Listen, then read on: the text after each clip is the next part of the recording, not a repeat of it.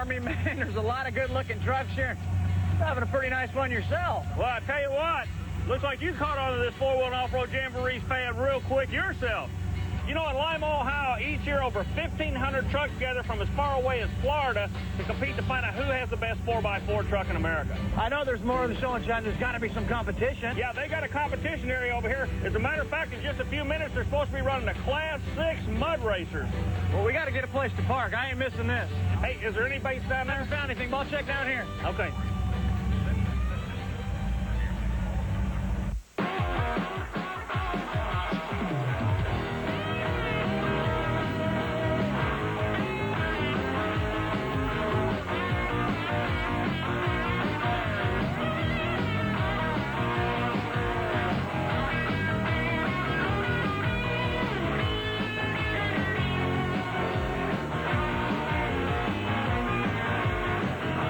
Start a Trucks and Tractor Power without a place to park, but we did find one and we're ready to go. It's time for some mud racing in Lima, Ohio.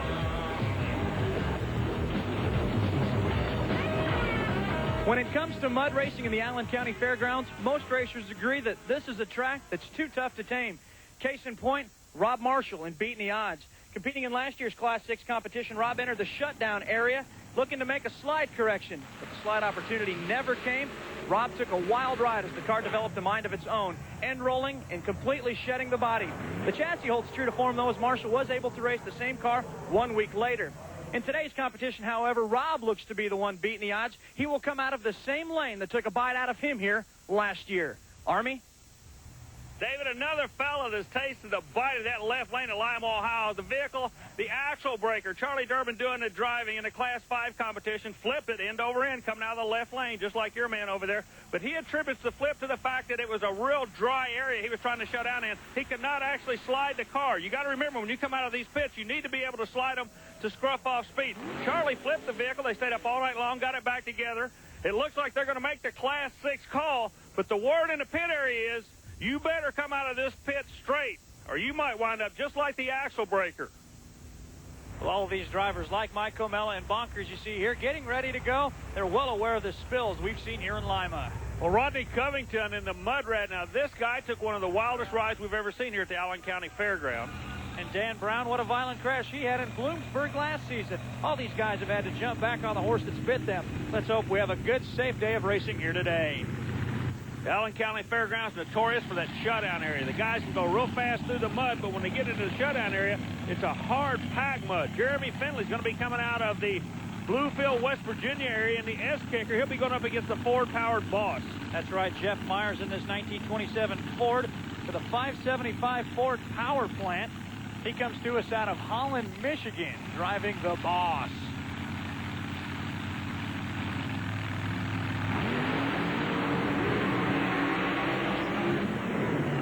Whoa, Finley comes out there like a rocket. He gets the shutdown okay on that big end.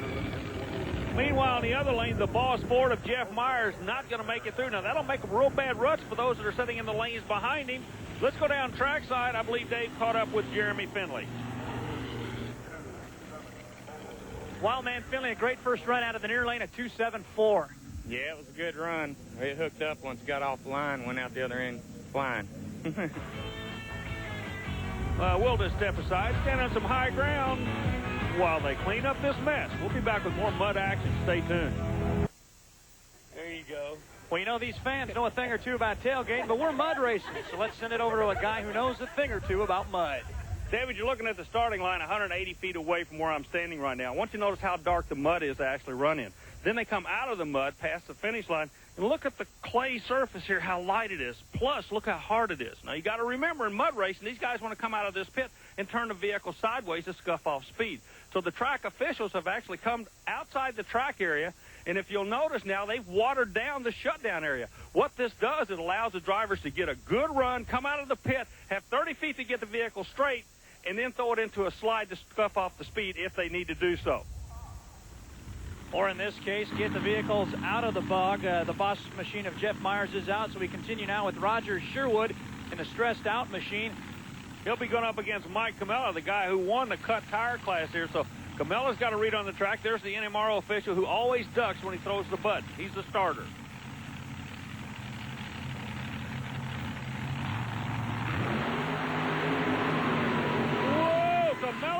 goes over. Very wisely backpedals on the vehicle, took the timing equipment out, but he's going to be able to walk away from this one. Meanwhile, Roger Sherwood, him stressed out, runs a 286 on the ET time, but that left lane posing some problems, Army. Well, Camella's in the left lane. Remember the guy in front of him, the boss, he didn't go all the way through. You can see right there where that vehicle stopped. He just hooked a rut bad. Now, that lane should be bad for the rest of the day until somebody can go through and make it straight ruts, like a railroad track, Dave. Well, it certainly was everything he could do to get that machine stopped. Army caught up with him as soon as it did. Mike, the motor was hitting hard. It looked like you had this thing on kill. What happened out there at half track? Yeah, we had it on kill. We wanted to win today, and hooked a rut, left real hard. I hooked that rut, and it just pulled the car right. Nothing I could do but hold on and just keep it upright, and that's all we were trying to do. Out of curiosity now, they do not groom the track in between runs. What's this going to do for the competitors behind you in the very same lane? You hooked a rut, but you left some ruts going out of bounds. Is that going to make that a bad lane for the rest of the day? It might, but, you know, if you take it a little bit to the left, I think they might be all right. I think the right lane is a little bit better today, though. Well, a little mud in the eye for Mike Comella as Shane back, and the attitude adjuster comes to us now in the near lane. 2 years ago, he flipped right here, but this is a new car, the 23 Ultra T body style that's so popular with many of these mud racers, Army. Well, he'll be going up against none other than Decatur, Illinois' own Fred Wilhite in the other lane. That's Colonel Shane back, by the way. He is an auctioneer out of the Bluegrass State. Of course, he won this event a year ago, did Fred Wilhite.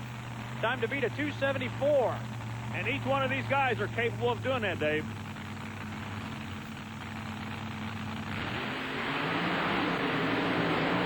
Oh, what a ride.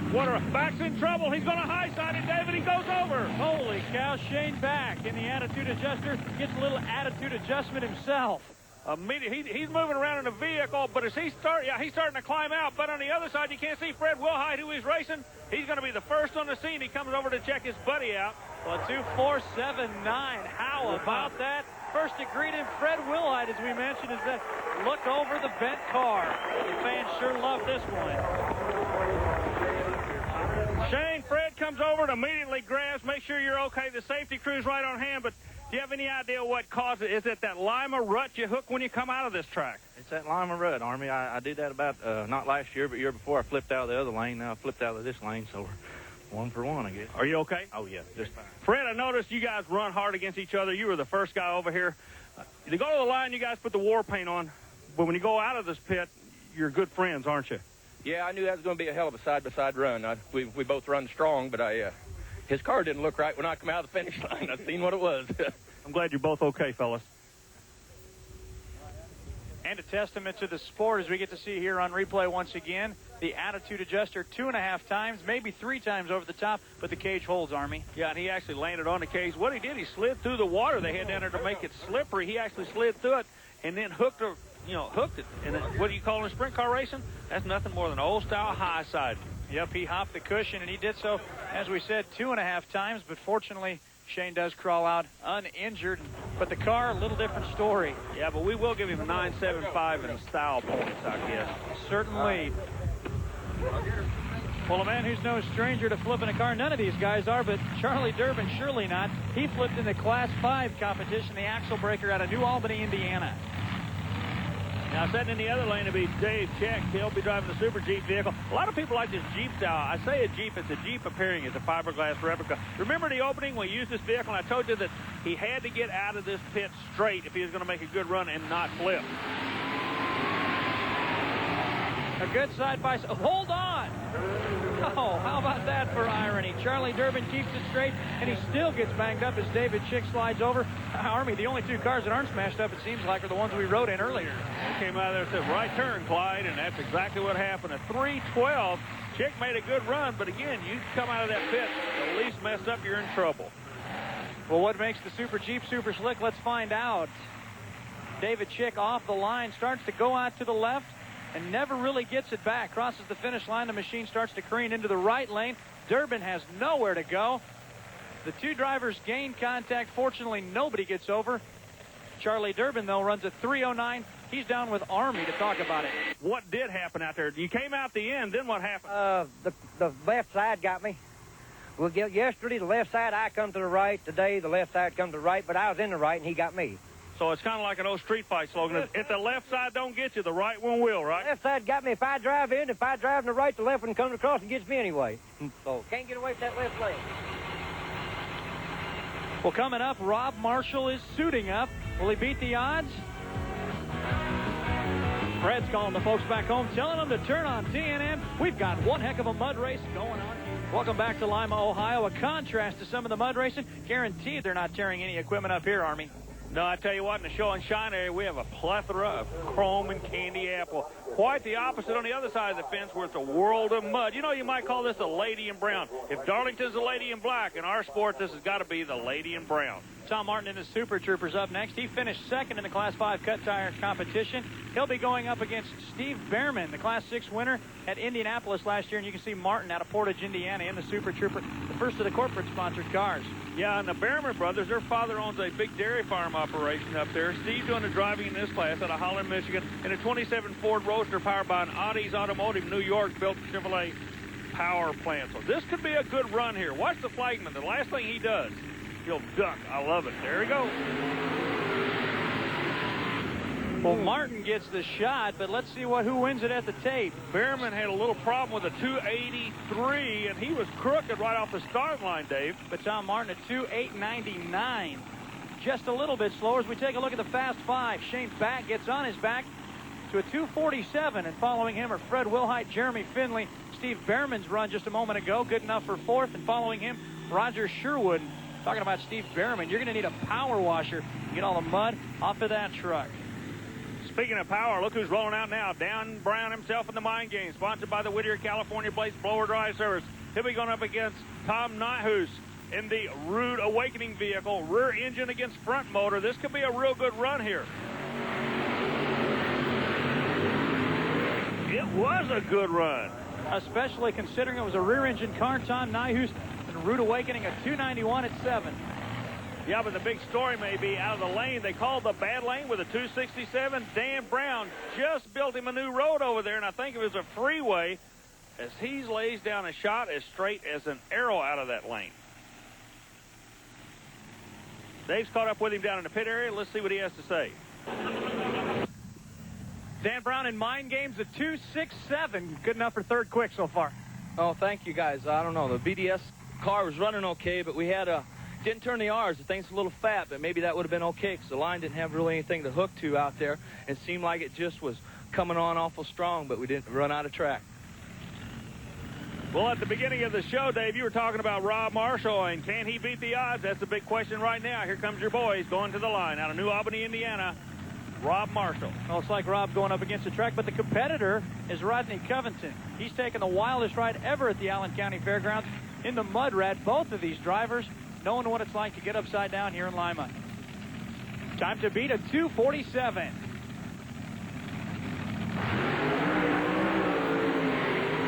Oh, wheels up, run, and one. It looks like your man's going over, Dave. Oh, Rob Marshall beating the odds, but the odds get the best of him again, ending up upside down here at Lima.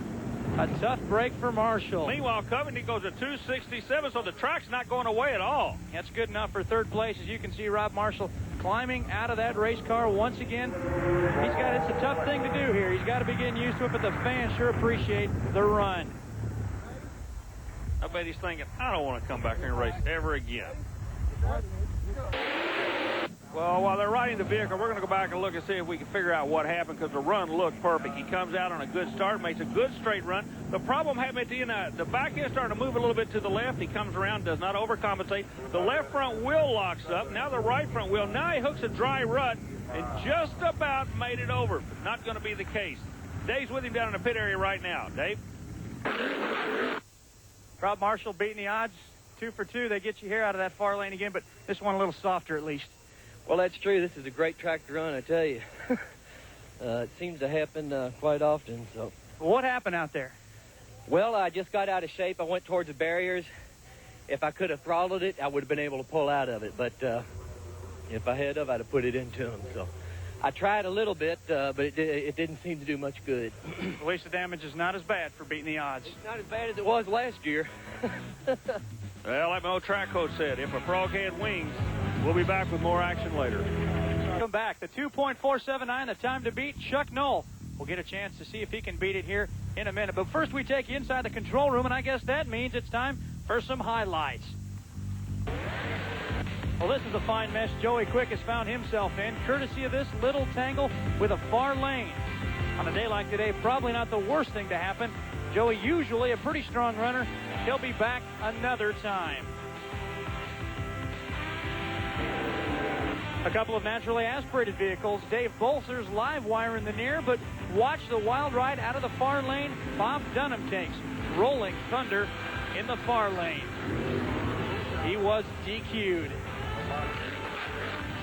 Next up, Gary Osteen in the new Dirty Bird body style. He joins the 2-second club here in Lima with this nice 2.98 rocket shot. Meanwhile, back at the starting line with more action, Jeff Ballard rolls out in the Trash Red. Now, this car took a flip a year ago when it was being driven by Stanley Trimble. He's a Kentucky school teacher. Ballard, the auto auctioneer we told you about, we call him the Colonel. Who's he going to be going up against? None other than Florida's own Al Stebbins. Makes a long trek up here. He won the class last year. We'd like to see if he can make it 2 years in a row, but he definitely has his work cut out for him. The big numbers are on the board, Dave. Both these drivers getting into the stage areas. We get a chance to see the mug of Al Stebbins. Enterprise, Florida, the hometown, and he'd like to be an enterprising driver right here and kind of beat that 2.479. Let's find out if he can do it.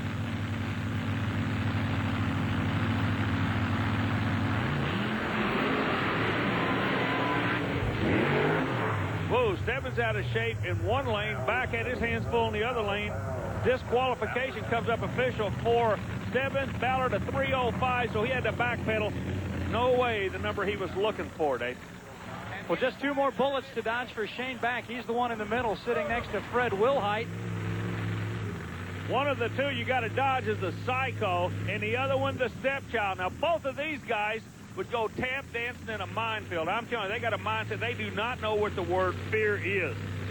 The other guy you're talking about, Army, David Whitehurst out of Herndon, Virginia.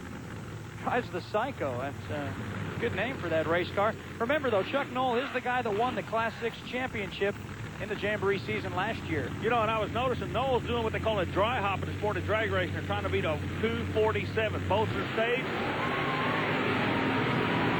Whoa! Big hop by the Psycho, and Knowles in trouble. Now Psycho's in trouble. Well, both drivers keep it straight. They're the only two that can dethrone Shane Back. Chuck Knoll, not good enough at a 3:19. David Whitehurst, the Psycho machine, a 2:83. Shane Back is your winner. Well, Shane Back, step on down here real quick. You're going to take the win. The notorious Lima track. A win with a flip, but a win is a win. A win is a win. That makes the flip more worthwhile, I guess. We thank the good Lord everything was safe today, and we thank all of our sponsors, especially my engine man, Jerry Brumley. Had a little engine trouble before we got, but I believe we got it worked out, and hope we make Wisconsin next weekend. Well, over the top, getting a whole new meaning here today as Shane Back takes the win. Following him are Fred Wilhite and Rodney Covington. Dan Brown runs fourth with Jeremy Finley fifth. Let's send it over to Army with David Whitehurst. Good run. Sound like you're making a lot of horsepower, but a big bounce at the end of the track. Yeah, the car hooked up great, ran straight, but the end of the track kind of veered off to the right, and there's a big bump out there, and it sent me airborne. Tell you what, you almost have to be a psycho to drive one of these things. Some of the driving we've seen here today, certainly testimony to that. Here's one more look at poor Charlie Durbin getting T-boned by David Chick and the Super Jeep. And then it's poor Rob Marshall just trying to avoid the same fate as last year. He didn't tear off the fiberglass, but he still ended up right on his hat. And then one last look at what it took to win here in Lima. Boy, what a race. First and second place come out of one heat. But the winner had to get on his head to do it. You think these guys don't run on kill? You are wrong, my friend. Loving every minute of it, tearing up a lot of equipment. But, hey, that's mud racing at the Jamborees, Dave. And, of course, one of the nice things we saw about this, Fred Wilhite out of that car immediately over to